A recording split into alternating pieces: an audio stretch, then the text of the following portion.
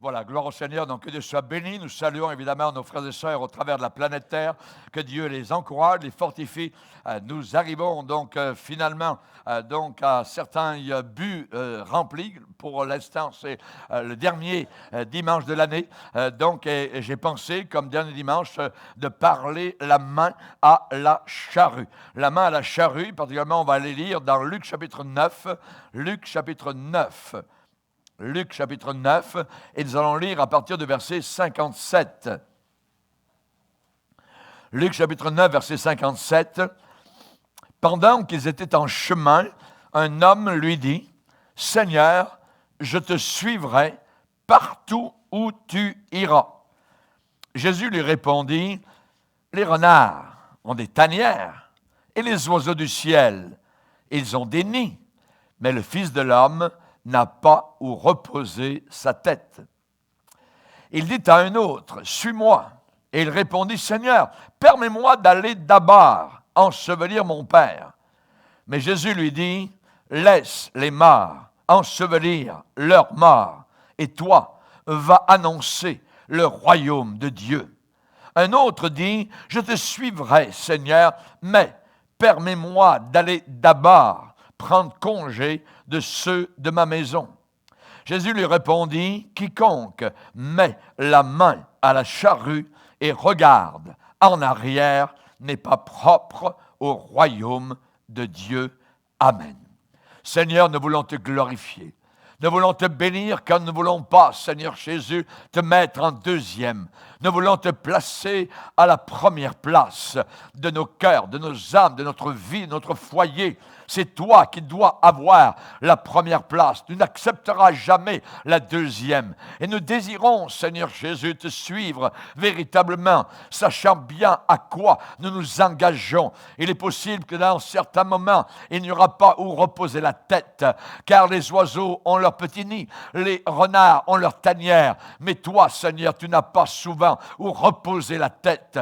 Nous te demandons, Seigneur Jésus, que nous puissions, malgré ces difficultés, ces épreuves, que nous puissions te servir de mieux en mieux et de plus en plus.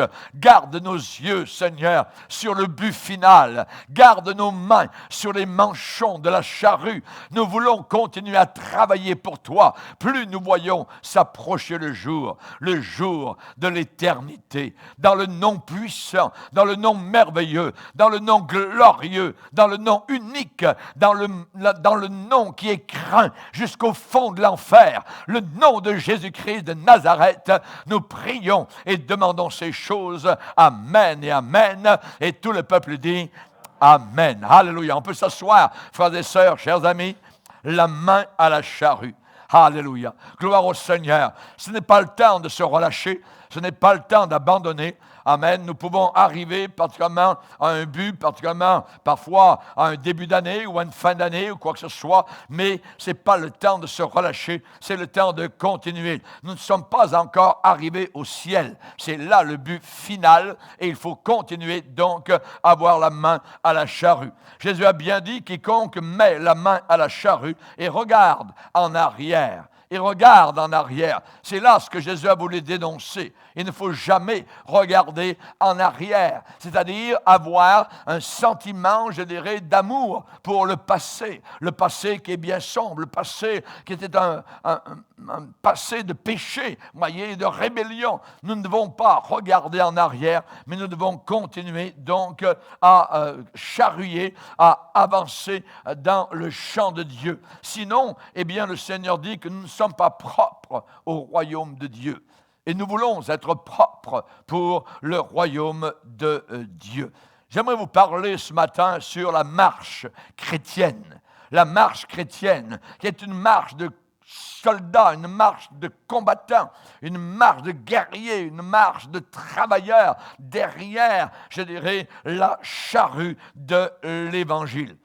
J'ai charrué lorsque j'étais chez mon oncle. J'étais jeune, j'avais peut-être 12-13 ans. Et un jour, mon oncle m'a dit, « Est-ce que tu veux prendre les manches de la charrue ?» Ah, j'ai dit, « Je vais essayer. » Et j'ai trouvé que c'était assez difficile parce que je ne connaissais pas. Je voyais mon oncle charrier, je le regardais et je trouvais c'est facile. Il s'en va au bout du champ, il revient. Les bœufs donc mènent la charrue et tout ça. On dirait que les bœufs connaissent évidemment donc le parcours. Donc c'est très facile. Et lorsque j'ai pris les manchons de la charrue, j'ai trouvé que d'abord il fallait la tenir dans le sol. Ensuite il ne fallait pas regarder de côté et d'autre. Il faut regarder son affaire. Il faut regarder les bœufs. Donc on est obligé de regarder toujours de l'avant. Voyez, toujours de l'avant. Si vous regardez en arrière, vous allez faire évidemment des cercles dans le champ, vous allez faire toutes sortes de zigzags, et il faut que les rangs, évidemment, soient tout droits. Alléluia, gloire au Seigneur. Qu'est-ce que ça veut dire quand Jésus a dit « Quiconque met la main à la charrue et regarde en arrière n'est pas propre pour le royaume de Dieu ».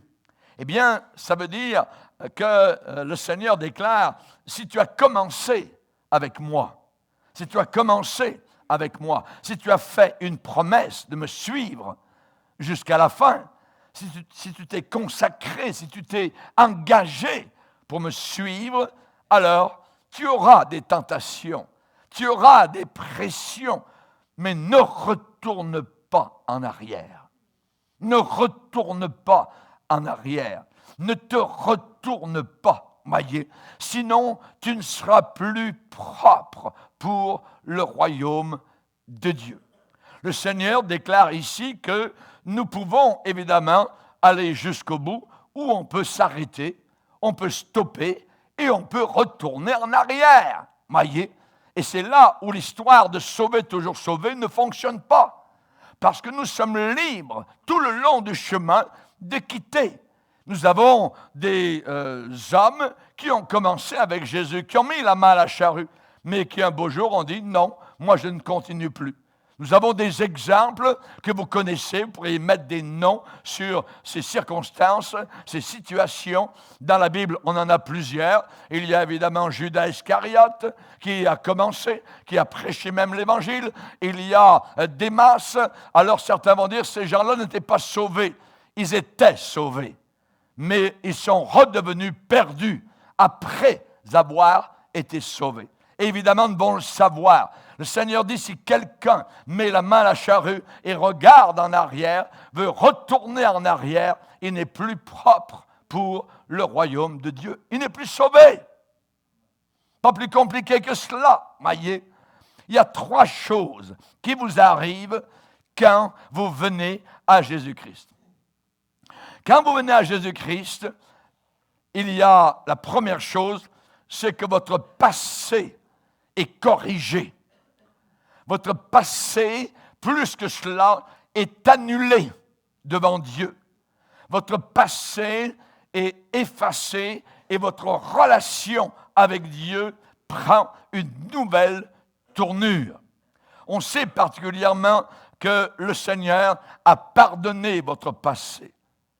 Il n'en tient plus compte. Tous les péchés que vous avez commis, toutes les choses qui ont été mal faites, sont actuellement sous le sang de Jésus-Christ. Le sang de Jésus-Christ est le meilleur détergent de tous nos péchés, tout ce que nous avons fait de mal, nos méchancetés, nos rébellions, nos doutes, tout cela, eh bien, sont effacés grâce au sang de Jésus. Si quelqu'un est en Christ, il est une nouvelle. Notez le mot « nouvelle ». Si quelqu'un est en Christ, il est une nouvelle création. Vous avez été recréés. Quand Dieu a créé le monde, ce fut un grand miracle. Mais quand il a sauvé mon âme, ce fut un plus grand miracle. Il a fallu autant de puissance pour sauver mon âme et la tienne que pour créer le soleil, la lune, les planètes, Mercure et Mars, et ainsi de suite. Notre Dieu est un Dieu qui dit qu'il nous a recréés de l'intérieur. Nous sommes une nouvelle création. Vous savez, aujourd'hui, les psychologues, ils vous font étendre sur leur divan. Il y a à 70, 80, il y a $100 de l'heure pour essayer de résoudre vos problèmes actuels en retournant dans votre passé, en allant fouiller aller, je dirais, brasser dans, je dirais, les poubelles et la vase de votre passé. Il n'y a pas de réponse dans votre passé. La réponse, elle est dans la croix du calvaire. La réponse, elle est dans une vie nouvelle avec Jésus-Christ et neuve. C'est ce que la Bible enseigne. C'est la plus grande des nouvelles. Ce n'est pas dans l'homme. Ce n'est pas dans les réflexions de l'homme. Ce n'est pas dans ce que la science humaine veut nous déclarer. Mais c'est ce que dans la science de Dieu, eh bien, nous dit que nous sommes une nouvelle création grâce à Jésus-Christ. Évidemment, la condition, c'est d'être en Christ. Si quelqu'un est en Christ, E-N, dans le Christ, à l'intérieur de Jésus-Christ, est-ce que tu es en Christ ou bien est-ce que tu es uniquement dans la religion? Si tu es dans la religion, tu n'es pas sauvé. Il n'y a aucune religion qui sauve. Je n'ai pas à t'offrir une religion qui sauve. J'ai à t'offrir un sauveur qui sauve. Un sauveur, c'est quelqu'un qui sauve. Aucune religion ne sauve, c'est le Seigneur. C'est Michée au chapitre 7 qui dit « Quel Dieu est semblable à toi, Seigneur? Tu pardonnes l'iniquité et tu oublies le péché. » Tu pardonnes l'iniquité et tu oublies le péché. Dieu ne peut pas voir vos péchés au travers du sang de Jésus-Christ. Le diable va essayer de ramener, de faire remonter à la surface vos péchés passés. Mais la Bible dit qu'ils ont été oubliés. Ils sont enfouis dans le sang de Jésus-Christ. Le sang a été répandu sur la croix du calvaire. Et Jésus-Christ a déclaré sur la croix une prière. Pensez-vous que le Père ne répond pas à son Fils, que la prière de Jésus n'est pas répondue? La prière de Jésus est répondue à chaque fois. Et il a prié du haut de la croix, « Père, pardonne-leur, parce qu'ils ne savent pas. L'ignorance, pardonne-leur, ils ne savent pas ce qu'ils font. » Cette prière a été répondue. Et je bénis le Seigneur. Auparavant, mon frère, ma sœur, tu étais dans l'ignorance, mais maintenant tu es dans la connaissance. Et cette connaissance t'a libéré. Cette révélation t'a libéré. Tu es une personne nouvelle en Jésus-Christ. Le passé est pardonné. Et dans Hébreux chapitre 10, Dieu va plus loin en disant, eh bien, je ne me souviendrai plus de leurs péchés.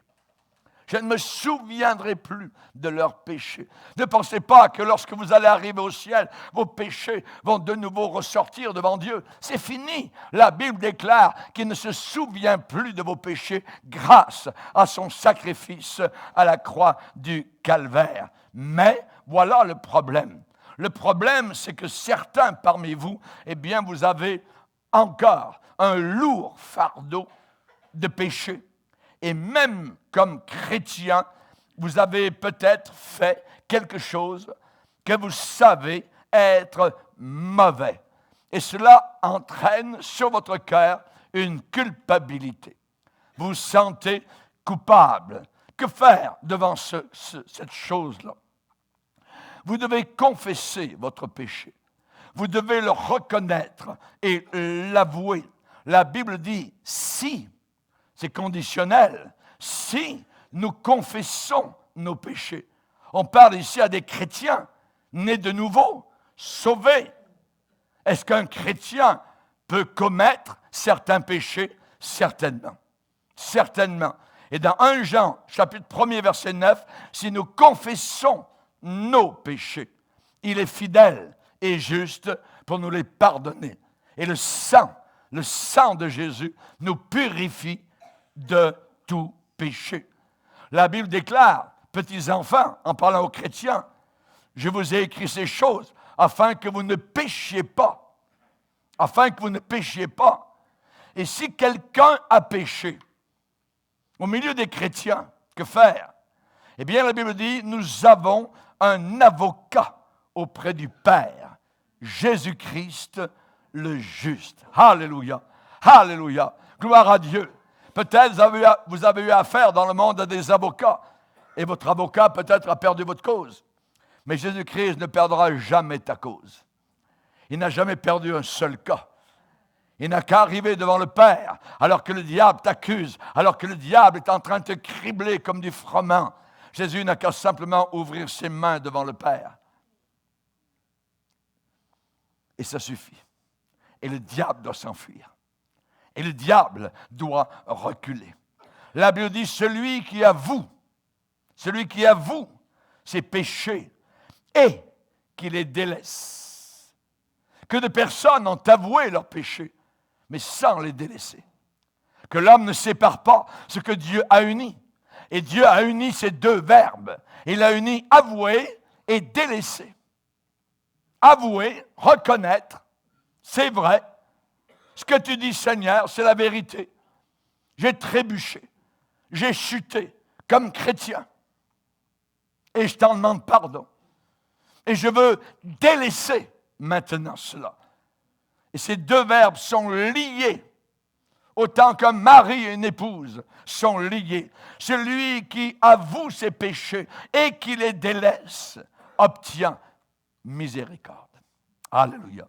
Obtient miséricorde. Nous avons un avocat auprès du Père, Jésus-Christ. Il y aura des moments dans votre vie chrétienne où vous commettrez des péchés. Mais si vous êtes un chrétien né de nouveau, de façon authentique, et que vous péchiez, il va se passer quelque chose maintenant dans ce que j'appelle votre nouveau système à l'intérieur. Il y a quelque chose qui se met en fonction. C'est que votre conscience va vous donner une sorte de coup de couteau. Votre conscience va vous donner une sorte de coup de poing contre vous jusqu'au moment où vous allez tomber à genoux pour confesser ce péché. David a lutté contre sa conscience pendant environ 1 an. Il est allé vers une femme qui n'était pas la sienne. Elle est devenue enceinte. Il a essayé de faire venir le mari vers la femme pour que le bébé qu'elle allait naître, vienne du mari. Le mari n'a pas voulu aller avec son épouse. David a fait tuer, imaginez, le mari. Toute une histoire. La conscience de David parlait jour et nuit. Et il résistait. Et plus tard, il a déclaré, « Tant que je me suis tu, mes os se consumaient. Je gémissais toute la journée. Car nuit et jour, Seigneur, ta main s'appesantissait sur moi. Sa conscience lui parlait. Ça devenait lourd. Lourd, comme une tonne de sable sur son cœur. Je gémissais toute la journée. Ma vigueur n'était plus que sécheresse, comme celle de l'été. Voilà la situation. Sa conscience lui parle, lui donne un coup de couteau, lui donne des coups de poing. Il résiste, il ne veut pas reconnaître, il ne veut pas avouer. La Bible dit qu'il y a dans le péché un certain plaisir, mais la Bible ajoute pendant uniquement un temps.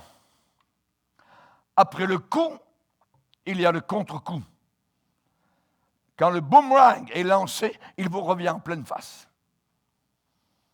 Et là, David va déclarer, « Je t'ai fait connaître mon péché. Je n'ai pas caché mon iniquité. Et j'ai dit, j'avouerai mes transgressions à l'Éternel. » Le résultat, et tu as effacé. Et tu as effacé. Ce mot effacé est très important. Quand nous étions à la petite école, le premier jour, c'était merveilleux, on arrivait avec un petit cahier tout blanc, tout ça.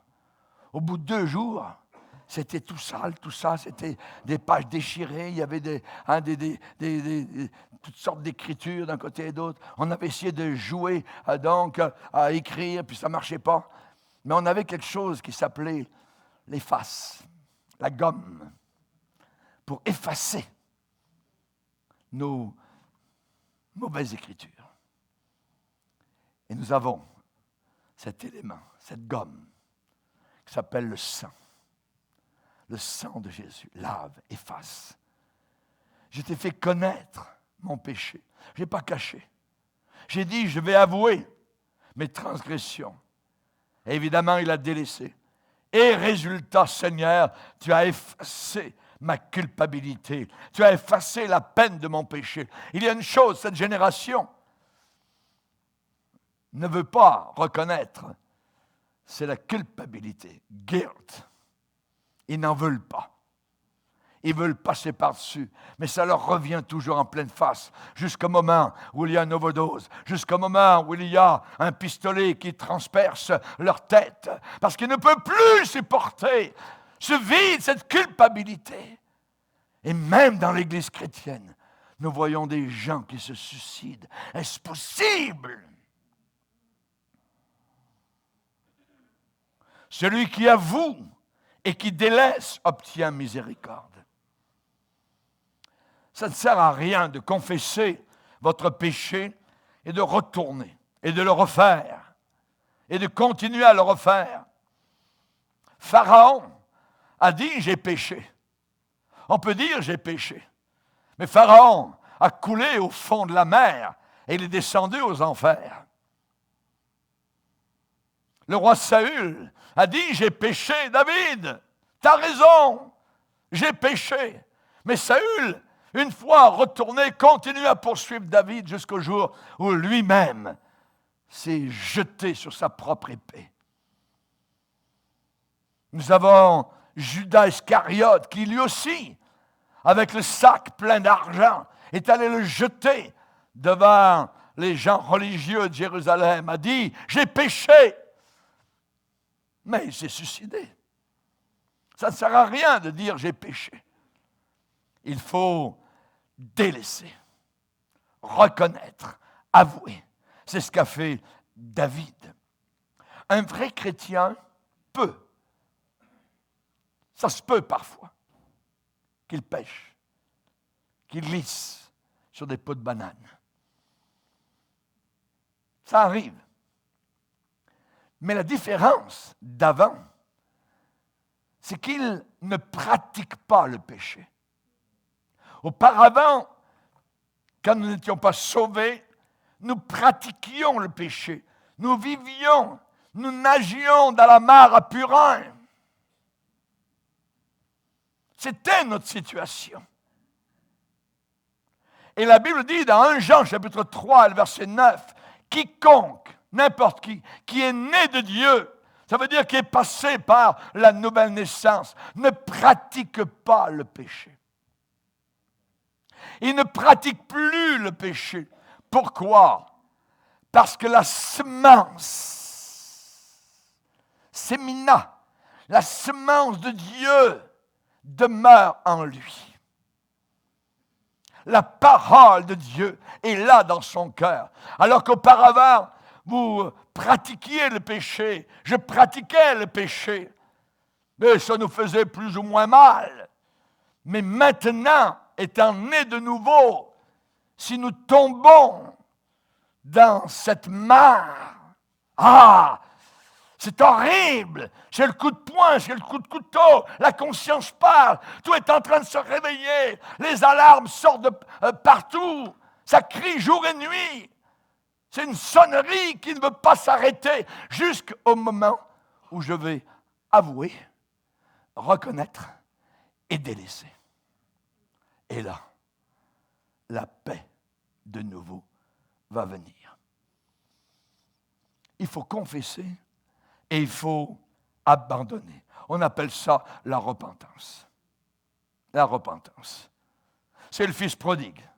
Le fils prodigue vivait à la maison, il était avec le père, mais il a coupé cette relation, il est parti vers le monde. Il est retourné, il a laissé la charrue, il est retourné en arrière. Jusqu'au moment où il a dit, j'ai péché et je retournerai vers mon père. Et il est retourné Et de nouveau, il est entré dans les bonnes grâces de son Père.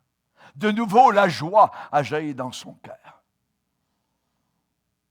C'est la raison pour laquelle il est si dur et si exigeant de suivre Jésus-Christ.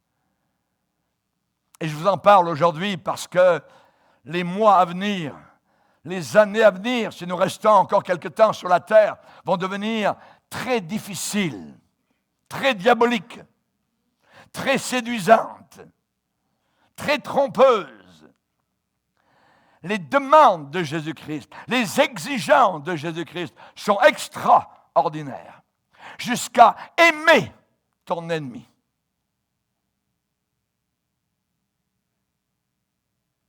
Jésus a dit, si quelqu'un veut venir après moi, qu'il renonce à lui-même. À lui-même. Qu'il se charge de son instrument de mort, une croix. Aujourd'hui, on pourrait dire un échafaud, qu'est-ce qu'on pourrait dire? Une chaise électrique. Et qu'il me suive chaque jour. Qui veut faire cela? Aujourd'hui, dans le monde dans lequel nous sommes, le monde religieux, le monde chrétien, nous avons tellement des milliers de conversions. Facile. Venez en avant, dites une petite prière, tout ça, vous êtes sauvés. On va voir si la personne est sauvée par sa vie, par ses fruits. Est-ce qu'elle est vraiment sauvée?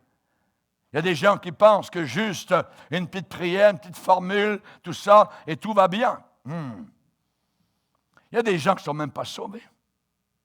Et ils croient qu'ils sont sauvés. Comment est-ce qu'on le sait? Eh bien, il suffit de regarder leurs fruits. Quand je regarde un arbre fruitier, je dis, c'est un poirier. Oh, c'est une poire. Je dis, c'est un pommier. Oh, c'est une pomme. C'est un oranger. C'est une orange. L'arbre démontre ce qu'il est par ses fruits. Jean-Baptiste, qui avait de l'eau jusqu'à la ceinture dans le Jourdain, et qui avait des milliers de personnes autour de lui, et qui voyaient des gens religieux venir à lui, et en disant, « Hey, vous les pharisiens, ne prétendez pas dire, je fais partie de telle ou telle religion, mais portez donc du fruit digne de la repentance. Qui vous a appris à fuir la colère à venir? » Ces gens-là ne portaient pas du fruit digne de la repentance. Est-ce que tu portes du fruit digne de ta repentance? T'es-tu repenti de tes péchés? Quand? À quel moment? Vous savez, dans le monde, ils se repentent. Ils se repentent d'une certaine manière. Et la Bible parle des deux repentances. Les païens se repentent. Et les chrétiens se repentent. Mais il y a une différence entre les deux sortes de repentance. Dans les deux, il y a de la tristesse, parce que les gens se repentent. Et la Bible dit, en effet, la tristesse, selon Dieu, qui vient de Dieu, produit une repentance à salut, ça veut dire qu'il nous sauve, que l'on ne regrette jamais. Tandis que la tristesse du monde, selon le monde, produit la mort. Notre repentance produit la vie. La repentance, selon le monde, produit la mort. Des gens qui regrettent, mais ils ne changent pas. Ils regrettent, ils vont se tuer, ou quoi que ce soit d'autre. Mettre le feu à la maison. Il y a beaucoup de conversions, j'appelle easy aujourd'hui, facile. Juste converti comme ça. Je suis venu à l'église un matin, c'est tout, je suis converti. Comme si vous entriez dans un garage et vous devenez une voiture. Il y a des gens qui rentrent à l'église et puis ils pensent qu'ils sont chrétiens parce qu'ils rentrent à l'église chrétienne. Il n'y a aucune église, aucun mur qui sont, je dirais, particulièrement sanctifiés, bénis au point de faire de vous un chrétien. Non, absolument pas. Il faut porter du fruit si on s'est vraiment repenti. la véritable repentance, le vrai salut, c'est bien plus que cela. C'est pourquoi quand Jésus est allé, où ça? À la croix, y avait-il beaucoup de gens qui étaient là? Très peu. On parle de ses disciples. Très peu. Tous avaient pris la fuite. La croix. Le Seigneur a dit, heureux petit troupeau. Il n'a pas dit, heureux grand troupeau, c'est merveilleux. À la Pentecôte, après 3 ans de ministère constant, de prédication, d'itinérance, de guérison, d'aller dans les cimetières, de ressusciter des morts, d'arrêter des convois funèbres, de nourrir des foules avec quelques pains, de leur prêcher le royaume de Dieu et les béatitudes sur le bord de la mer de Galilée au nord. Après 3 ans de ministère efficace, combien se sont réunis pour prier? 120. Où sont passés les milliers? Où étaient ces milliers de personnes? Ces dizaines de milliers de personnes? Plus personne. Ils n'étaient pas là. Combien était-il dans l'arche de Noé après 120 ans de prédication? 8. On peut les compter quasiment sur le doigt d'une seule main. Ça prend une deuxième main, mais pas la totalité. 8. 120 ans de prédication. La croix et les demandes de Jésus-Christ, les exigences de Jésus ont éliminé la foule. Il y a eu un triage. Un triage. Pour être un disciple, le Seigneur a dit, eh bien, il faut que tu comptes le prix. Si tu m'as mis les mains à la charrue, tu as commencé et tu regardes en arrière. Tu regardes ta vieille vie, tu dis, c'était bien mieux avant. Tu n'es pas propre pour le royaume de Dieu. Tu n'es plus propre pour le royaume de Dieu. Jésus un jour a dit, si quelqu'un ne mange pas ma chair, ne boit pas mon sang, il ne peut pas avoir la vie éternelle. Les gens ont dit, les gens charnels ne comprenaient rien, parce que les paroles qu'il disait étaient spirituelles. Moi, je mange la chair de Jésus tous les jours. Je bois le sang de Jésus tous les jours. Il y a des gens qui pensent qu'aller à l'église catholique et prendre un petit peu de l'hostie, tout ça, ils mangent le corps de Jésus, ils sont sauvés. Puis en plus, souvent, il y a juste le curé qui boit le vin.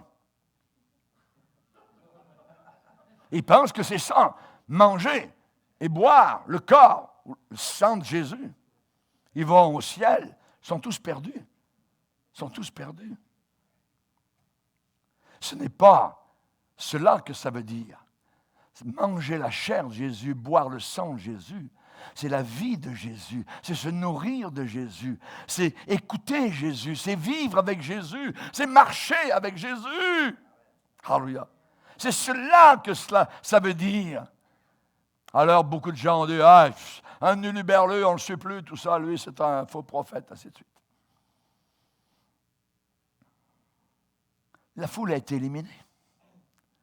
Et quand les apôtres sont retrouvés un petit peu seuls, tout ça, Jésus leur a dit, et vous ne voulez pas partir aussi comme les autres? Et Pierre a dit, mais Seigneur, à quel autre?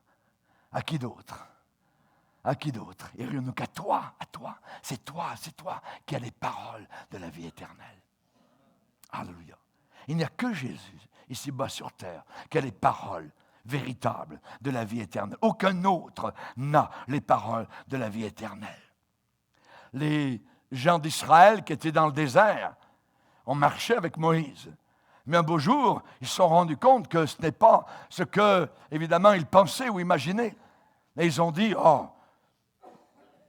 comment tu te sens, toi?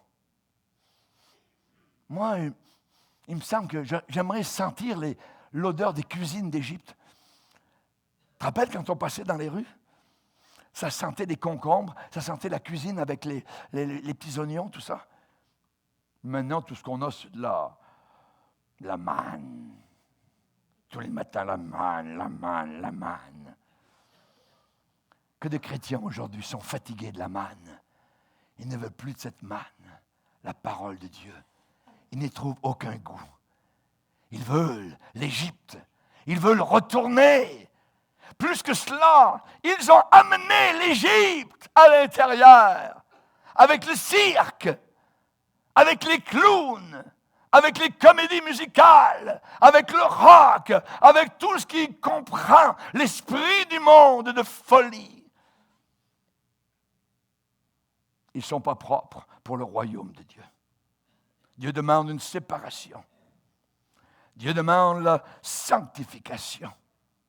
Dieu avait dit au peuple d'Israël, tu ne retourneras plus par ce chemin-là, le chemin de l'Égypte. Vous n'y retournerez plus. Et on dit, retournons, nommons-nous un chef. Ça prend un leader. Nommons un chef. On veut retourner à l'Égypte. Ces fameux chrétiens qui veulent tellement être proches du monde sont tombés dans le monde. Et si quelqu'un aime le monde, l'amour du Père n'est pas en lui. L'amour du Père n'est pas en lui. Seulement 120 à la Pentecôte. Tout un tri. La croix et les exigences de Jésus-Christ ont éliminé le grand nombre. La foule. Dieu ne veut pas des foules. Il veut des cœurs authentiques qui l'aiment. Un après un, après un. Alléluia. Le prix pour être disciple. Un jeune homme a dit, Seigneur, moi je vais te suivre partout où tu iras. C'est trop merveilleux. C'est formidable. Ah oui?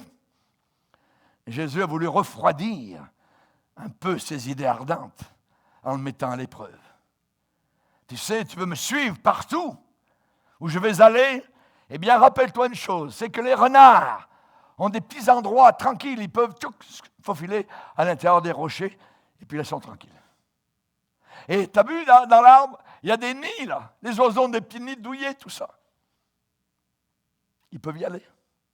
Mais moi, eh bien, je n'ai même pas un endroit pour reposer ma tête. Veux-tu me suivre?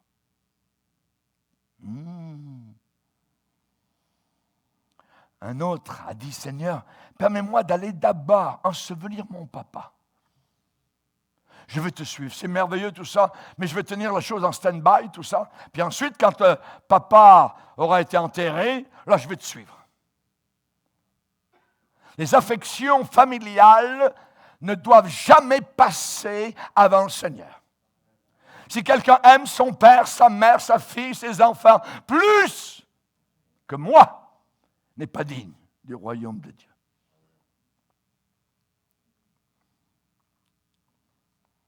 Seigneur, permets-moi d'aller d'abord prendre congé de ceux de ma maison. Encore là. Puis ensuite, je vais te suivre. Non, non, non. Quand le Seigneur appelle, on le suit. On le suit. Et on le suit tout de suite.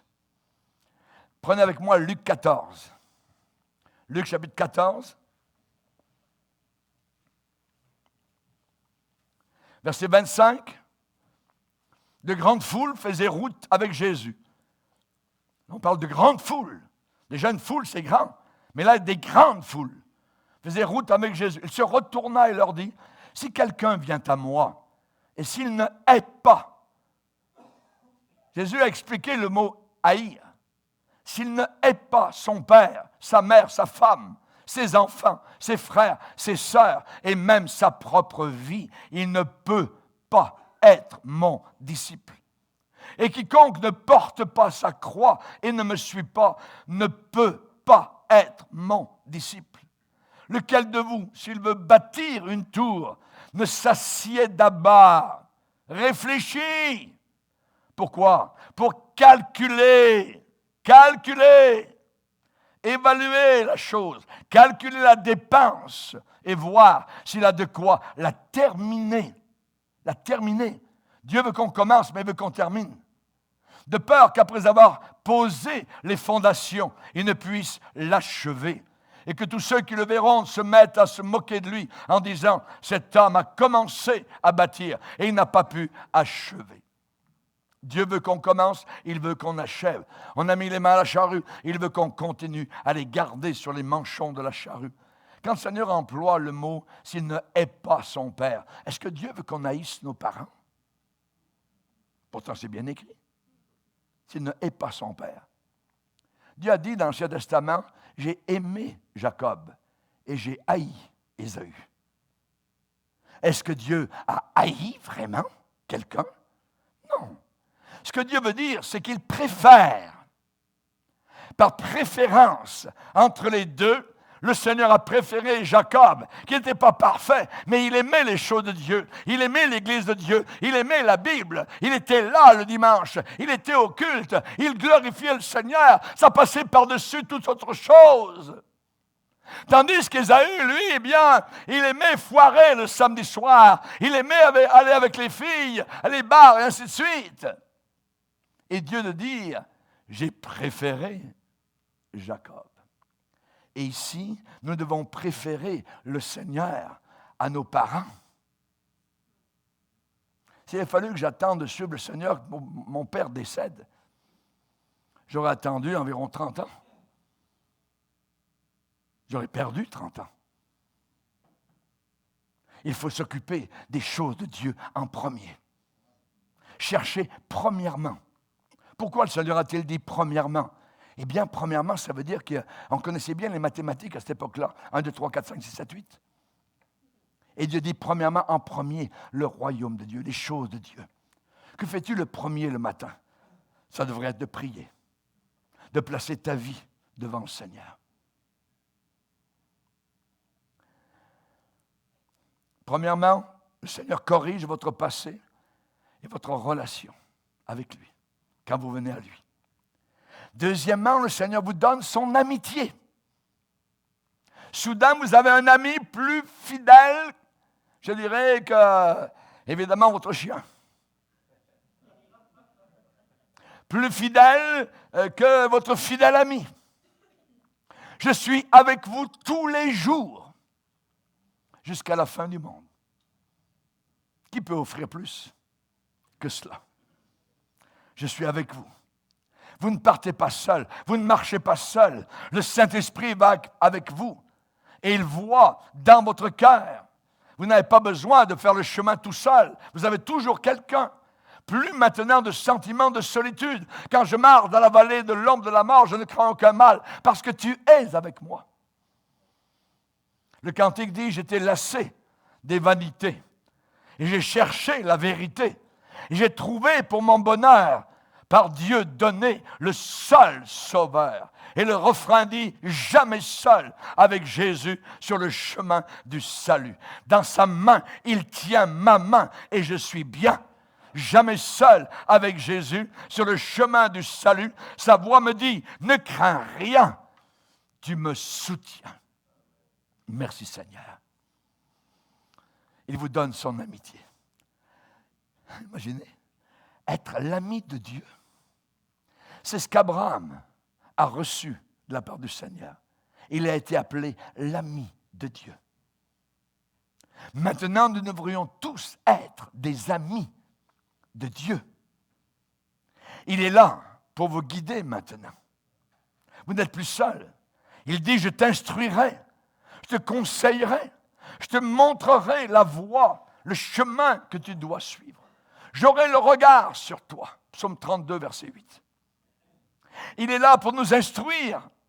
Je bénis l'Éternel, mon conseiller dans tes affaires. As-tu demandé conseil au Seigneur? As-tu pris une journée de jeûne pour demander comment conduire ta business?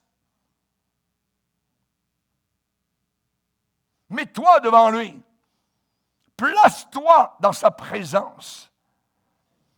Vous ne partez jamais seul avec Jésus sur le chemin du salut. Jamais seul. Jamais seul. Non, jamais tout seul. Jésus, mon sauveur, me garde. Non, jamais tout seul. Ne crains rien, je t'aime. Je suis avec toi. C'est la promesse suprême qui va soutenir ta foi. La sombre vallée n'aura plus de terreur. Mais l'âme consolée, tu vas marcher avec ton sauveur. Alléluia. Il va t'aider. Il va t'aider à résister aux tentations. Aucune épreuve, aucune tentation ne t'est survenue qui soit surhumaine. Mais Dieu qui est fidèle ne permettra pas que tu sois tenté au-delà de tes forces. Mais avec l'épreuve, avec la tentation, il va en même temps préparer le moyen d'en sortir pour que tu puisses la supporter. 1 Corinthiens 10, 13.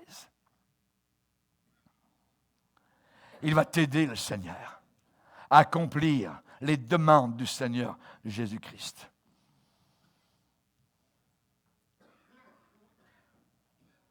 Si le matin, vous n'avez pas de dévotion avec le Seigneur, pas de temps de prière,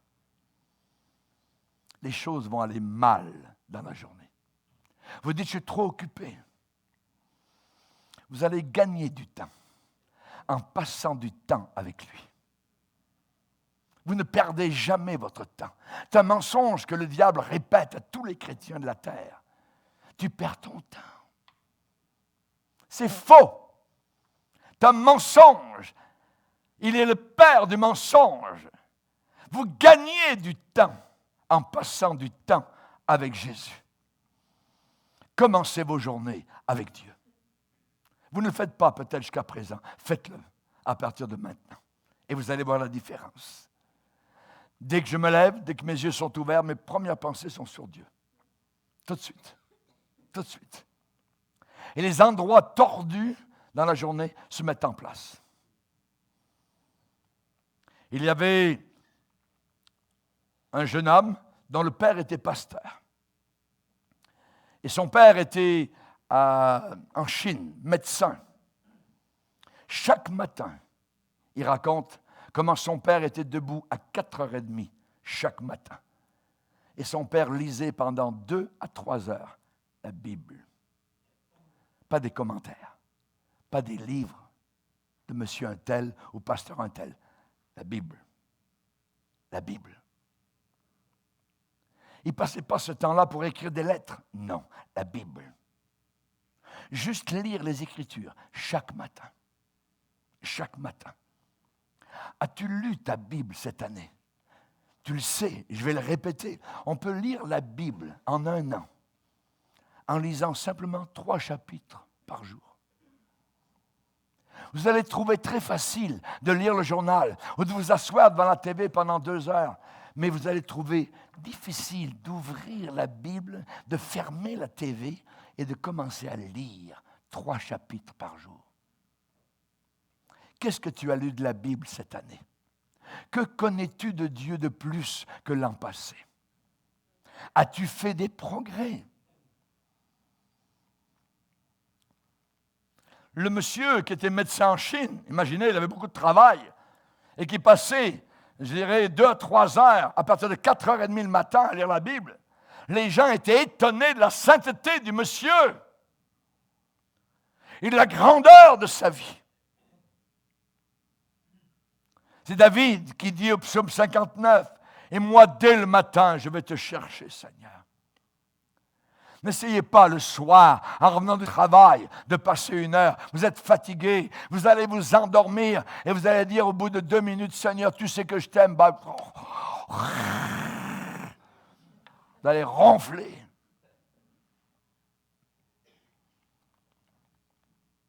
Il y avait une épouse de pasteur. Une épouse. Et elle déclare, je cite son témoignage, « Même quand mes 5 enfants étaient tout petits, j'étais debout à 5 heures chaque matin et je passais 2 heures à lire ma Bible avant que mes enfants ne se réveillent. » Savez-vous comment étaient les Bibles de cette femme-là? Toutes usées. Toutes usées, partout dans sa Bible. Avec des annotations partout dans les marges de sa Bible. Le secret et la puissance, c'est une vie dévouée à lire la Bible, à prier, à jeûner devant le Seigneur, de façon régulière, une vie consacrée. L'Éternel a en horreur les hommes pervers, tordus, mais il est un ami pour les hommes droits.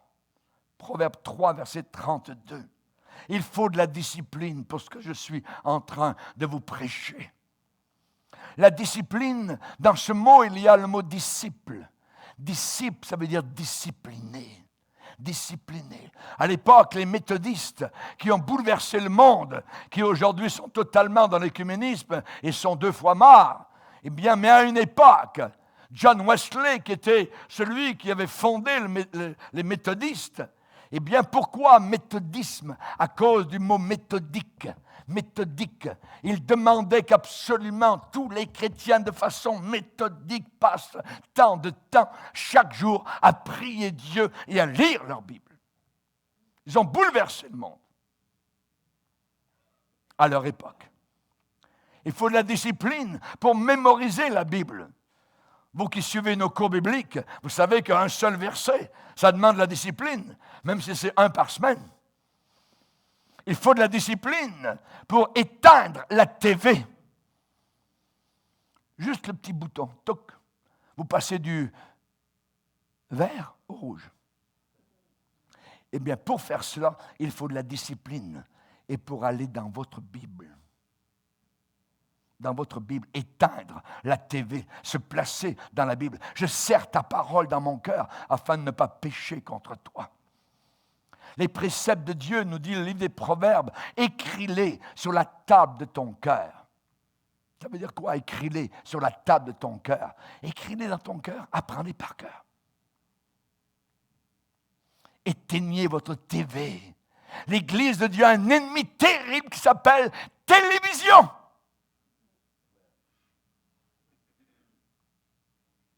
Que de chrétiens ne viennent pas à la réunion de mi-semaine parce que là-bas, on a annoncé un programme fulgurant. Vous ne venez pas à la réunion, vous êtes devant votre TV au lieu d'être à la réunion. Et là, à la fin de ce que vous avez vu, vous dites, ça ne valait rien.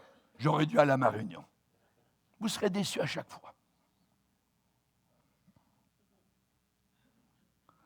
J'étais à l'école biblique pendant 3 ans. Il était interdit d'avoir la télévision. Le monde a passé. Je n'ai pas regardé une seule fois la TV, et puis j'étais très bien. Mais j'ai appris à connaître ce livre. J'ai passé des heures, des centaines d'heures dans ce livre. Et je bénis Dieu. Éteignez votre TV, passez 1 heure avec Dieu, et voyez juste ce qui est en train d'arriver. Vous allez voir ce qui va arriver. Vous allez le voir. Regardez si Dieu n'ouvrira pas pour vous les écluses des cieux et ne répandra pas sur vous la bénédiction en abondance. Il ne prendra jamais la 2e place. Oui, il donne son amitié et il sera là pour vous aider dans les petites choses de votre vie et dans les grandes. Psaume 25, verset 14, « L'amitié de l'Éternel est pour ceux qui le craignent. » Et pour ceux qui le craignent.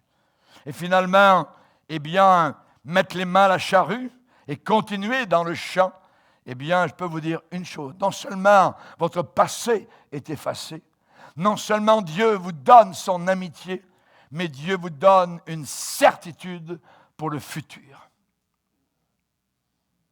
As-tu assuré ton futur? Oh oui, pasteur, j'ai signé des assurances. Non, je parle de l'assurance Dieu. Es-tu assuré du côté du ciel pour ton futur? Le cantique dit, parce qu'il vit, je n'ai rien à craindre. Mes lendemains sont assurés. Mes lendemains sont assurés. Entre ses mains, il tient ma vie.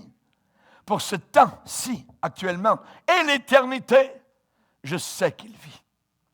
Notre futur, comme chrétien, est assuré et il est absolument certain. Dieu de dire, je connais les projets que j'ai formés sur vous, des projets non pas de malheur, mais des projets de bonheur. Dieu nous veut heureux. Et au milieu de ce monde qui est en train de s'effondrer, et il va s'effondrer encore plus rapidement dans les mois, les saisons à venir, au milieu de ce monde qui s'effondre, vous et moi, nous sommes une colonie de croyants. Une colonie de chrétiens. C'est une chose certaine que Christ est venu dans le monde pour sauver les pécheurs, dont je suis le premier, va dire l'apôtre Paul. C'est certain. Il est venu et il va revenir et c'est certain comme roi de tous les rois et Seigneur de tous les seigneurs. Alléluia. Nous régnerons avec lui si nous voulons souffrir quelques instants encore ici-bas sur terre. Amen. Alléluia. Armez-vous aux armes, citoyens. Armez-vous de la pensée de souffrir. Et quand la souffrance va arriver, vous serez préparés. Ceux qui ne seront pas préparés seront lessivés, lavés, vont disparaître, je dirais, de notre horizon. Nous sommes des héritiers et nous sommes co-héritiers de Christ si toutefois nous souffrons avec lui et pour lui. C'est une grâce que Dieu nous fait de souffrir pour lui. Alléluia.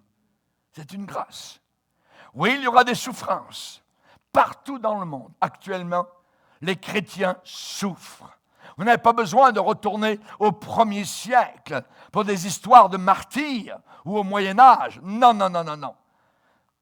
En Iran, au Pérou, en Chine, dans les pays islamistes, en Corée du Nord, aux Indes, au Pakistan, nous entendons des chrétiens qui sont martyrisés, qui sont tués, des maisons brûlées, des églises chrétiennes saccagées. Des milliers de gens cette année ont souffert. Certains sont morts pour Jésus-Christ dans différentes parties du monde. La Bible dit que les mêmes souffrances sont imposées à vos frères dans le monde. Dans le monde. Chers amis, vous dites, j'espère que ça ne m'arrivera pas. Moi aussi, je dis la même chose, voyez. Mais c'est ce que Jésus a dit, ça peut nous arriver. Quand Jésus a dit, prends ta croix, viens et suis-moi. C'est ce que ça veut dire de renoncer à soi-même. Vous aurez des tribulations dans le monde, a dit Jésus, mais prenez courage, j'ai vaincu. J'ai vaincu. Nous ne suivons pas un vaincu, nous sommes en train de suivre un vainqueur. J'ai vaincu. Tous ceux qui veulent vivre pieusement en Jésus-Christ seront persécutés. Quand on se consacre totalement au Seigneur Jésus-Christ, eh bien, nous savons que nous devons payer le prix. Nous devons payer le prix. Es-tu prêt à payer ce prix-là? L'Éternel étend ses regards sur toute la surface du globe terrestre pour soutenir ceux dont le cœur est tout entier à lui. Ton cœur, comment est-il? Est-il tout entier pour le Seigneur? Ou un petit peu, ou à moitié, ou aux 3/4? Il faut que ton cœur soit totalement entre les mains du Seigneur Jésus-Christ. La victoire qui triomphe du monde, c'est notre foi. Je lis mes pères qui sont morts dans la foi. Ils sont morts dans la foi. Parce que leur foi a triomphé du monde. Et notre foi aujourd'hui va triompher de ce monde dans lequel nous sommes actuellement. Vous avez mis la main à la charrue? Attention. Si vous ne voulez pas aller jusqu'au bout du champ, si vous ne voulez pas aller jusqu'au bout du sillon, s'il y a une retenue quelque part dans votre cœur, le Seigneur dit, quiconque met la main à la charrue et regarde en arrière n'est plus propre pour le royaume de Dieu. Il faut aller jusqu'au bout. C'est ça que ça veut dire d'être un disciple de Jésus, et c'est ce que lui-même signifiait. Et autant que je sache, la plupart des disciples sont morts, tués et torturés. Prenez-les les uns après les autres. Antipas est mort à Pergame, il a été tué. L'apôtre Pierre a été crucifié, la tête en bas. L'apôtre Paul a été sectionné dans sa tête, au-dessus de ses épaules. Et pourtant, ils aimaient le Seigneur. Certains ont dit, plus je vais aimer Dieu, plus je serai épargné. Non, non, non, non, non. Ça ne marche pas comme cela. C'est ce que ça voulait dire pour eux, et peut-être c'est ce que ça voudra dire pour vous. Êtes-vous prêt à payer ce prix-là? D'aller jusqu'au bout. Imaginez que quelqu'un rentre ce matin avec une Kalachnikov, et nous tuent tous. Seras-tu content? Seras-tu heureux? Ou bien tu vas dire, si c'est ça que le Seigneur permet, eh bien, nous devons être prêts. Oui, prends tout, Seigneur. Entre tes mains, j'abandonne tout ce que j'appelle mien. Seigneur, ne permets à personne d'en reprendre rien. Oui, prends tout, Seigneur. Entre tes mains, j'abandonne tout avec bonheur. Je n'ai pas peur de te suivre sur le chemin de la croix. C'est pour toi que je veux vivre. Je connais, j'aime bien ta voix. Oui, prends tout, Seigneur. Tu connais mieux que moi-même tous les besoins de mon cœur. Et pour mon bonheur suprême, tu peux me rendre vainqueur. Prends mon corps, prends mon âme, que tout en moi soit à toi, et que par ta divine flamme, tout mal soit détruit en moi. Alléluia. Oubliant ce qui est en arrière, me précipitant vers ce qui est en avant. Ça en vaut la peine, mon frère. Ça en vaut la peine, ma sœur. Baissons nos têtes et prions Dieu. Seigneur, nous voulons te bénir. Nous voulons te glorifier et t'adorer. Tu es le Dieu digne, Seigneur. Tu es le Dieu glorieux. Tu ne nous as pas promis, Seigneur, une couronne sur cette terre, mais là-haut dans le ciel. Ici bas sur terre, tu nous as promis la croix. C'est exactement ce que tu as subi. Et nous voulons, Seigneur Jésus, selon ta volonté, Seigneur, te suivre jusqu'à la fin. Ce matin, nous voulons te redire notre amour envers ta parole, envers tes conseils que nous voulons suivre. Seigneur, tu nous dis encore, ne crains pas, ne crains rien. Je suis le premier, le dernier et le vivant. J'étais mort et voici je suis vivant au siècle des siècles. Merci Seigneur, tu es vivant. Alors, je ne craindrai rien, Seigneur. Quel que soit le futur, quel que soit, Seigneur, ce que nous réserve, Seigneur, les éléments en avant de nous, nous savons que tu as promis de rester avec nous jusqu'à la fin. Dans le nom puissant de Jésus. Amen. Et tout le peuple dit Amen. Gloire à Dieu. On va se lever ensemble, frères et sœurs.